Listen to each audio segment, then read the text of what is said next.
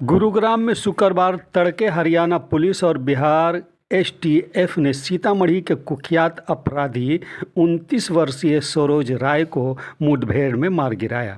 मुठभेड़ के दौरान एसटीएफ के तेज तर्रार और होनहार इंस्पेक्टर मोहम्मद मुश्ताक समेत 3 पुलिसकर्मी घायल हो गए। इस दौरान गैंगस्टर का एक साथी मौके से फरार हो गया।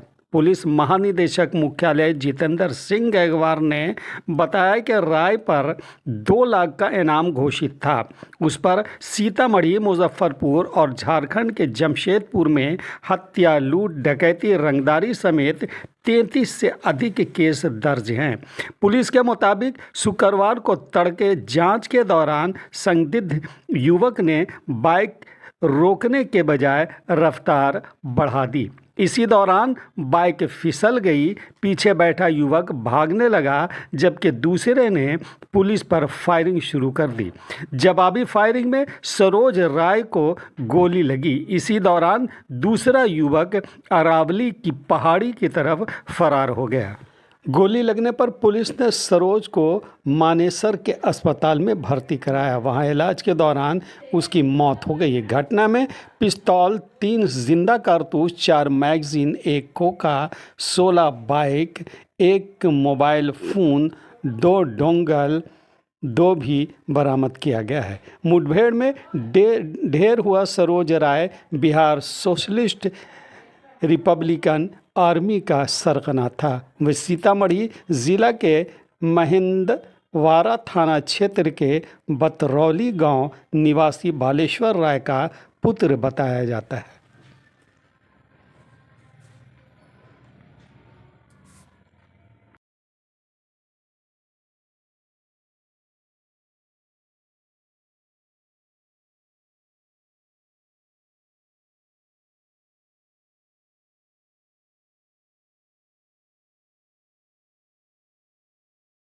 बालेश्वर प्रसाद राय, साकिन बतरौली, थाना महेंद्रवाड़ा, जिला सीतामढ़ी। यह पुलिस बल के साथ मुठभेड़ में हरियाणा पुलिस और बिहार की एसटीएफ टीम की संयुक्त कार्रवाई में 29/11/24 को आज सुबह अर्धरात्रि के बाद मुठभेड़ हुई। उस मुठभेड़ में ये मारा गया है।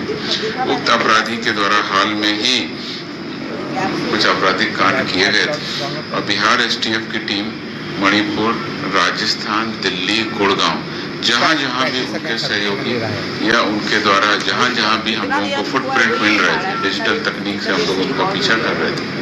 और उसके बाद हम लोगों ने लगातार जब उनको लोकेट किया कि वो गुड़गांव में छुपे हुए हैं, तो हरियाणा की पुलिस से हमने कांटेक्ट किया और हरियाणा की पुलिस के द्वारा अपनी विशेष टीम बनाई गई। बिहार एसटीएफ की टीम भी थी और उस मुठभेड़ में वो मारे गए हैं। इस पूरी मुठभेड़ में बिहार एसटीएफ के एक जवान को गोली लगी है। उसका इलाज स्थानीय रूप से वहाँ चल रहा है। एक और हमारे पदाधिकारी थे, उनकी जान बच गई क्योंकि उन्होंने बुलेट प्रूफ जैकेट पहना हुआ था, अन्यथा उनकी गोली उनको लगती तो उससे हादसा हो सकता था। तो हमारे जवान पूरी तैयारी में थे, पूरे मनोबल के साथ में थे, लगातार मॉनिटरिंग की जा रही थी और उसमें ये अपराधी जो है ये मारा गया। इस अपराधी पर सीतामढ़ी, मुजफ्फरपुर, झारखंड के जमशेदपुर के कई थानों में 33 से अधिक गंभीर कांड दर्ज हैं, जिसमें हत्या, लूट, डकैती, रंगदारी के लिए हत्या, आर्मसेट जैसे गंभीर कांड शामिल है। इस पे 2 लाख रुपए का इनाम भी घोषित किया गया। गुड़गांव। और इसमें डिटेल हम एक प्रेस नोट आपको आज अभी कंफर्म कर देते हैं, ये बना हुआ है। इसमें जो हरियाणा पुलिस है उसके द्वारा आगे की जो फॉलो अप एक्शन है, किसी भी इनकाउंटर में डेथ होने पर उसका विधिवत पोस्टमार्टम कराना, ह्यूमन राइट कमीशन को सूचित करना, जो विहित प्रक्रिया सारी कार्रवाई की जा रही है। और अभी तक जो सूचना मिल रही है उसमें जो घटनास्थल से बरामदगी हुई है उसमें एक मोटरसाइकिल, 2 मोबाइल फोन, 2 डोंगल जो वाईफाई चलाने के काम आएंगे, 1 मैगजीन, 16 खोखा, 4 जिंदा कारतूस, 3 पिस्तौल बरामद हुई है। ऐसा पता चलता है कि उस अपराधी के साथ में एक और अपराधी थे जो वहां से भागे हैं। उसके बारे में भी पुलिस वहां पर तत्काल फॉलोअप एक्शन कर रही है। तो ये लगातार 2012 से अपराध की घटनाओं में अपराधी सरोज राय काम कर रहा था और 2024 अगर हाल का उसका आपराधिक इतिहास बताएं 33 कांडों में ये आरोपित रहा है। तो 2024 के मई माह में उसने मुजफ्फरपुर जिला के मीनापुर थाना अंतर्गत अजय कुमार की एक हत्या भी कर दी थी गोली मारकर। और जून माह में सीतामढ़ी जिला के महिंदवाड़ा में राजेश कुमार शाह की रंगदारी के लिए गोली मारकर हत्या कर दी गई। कितना देर होगा उतना देर तक? 24 के अगस्त माह में सीतामढ़ी जिला के महिंदवाड़ा में पुनपुन पासवान से 10 लाख रुपए, डुमरा थाना अंतर्गत धीरेन्द्र कुमार से 5 लाख रुपए और अक्टूबर में ही रुन्नी सैदपुर थाना अंतर्गत रुन्नी सैदपुर के वर्तमान विधायक पंकज मिश्रा जी के निजी सहायक मनीष कुमार से रंगदारी की मांग की गई थी तथा रंगदारी नहीं देने पर हत्या की धमकी दी गई थी। इस प्रकार से इस अपराधी को हमने अपने टारगेट पे लिया और लगातार एसटीएफ ने जो कार्रवाई की, कई राज्यों में हमने भ्रमण किया और कई राज्यों में इसको हमने फॉलो अप लिया। लास्ट में जब जीरो इन हुआ तो ये घटना हुई है और इस पूरी घटना के बाद बिहार पुलिस आगे भी कार्रवाई कर रही है।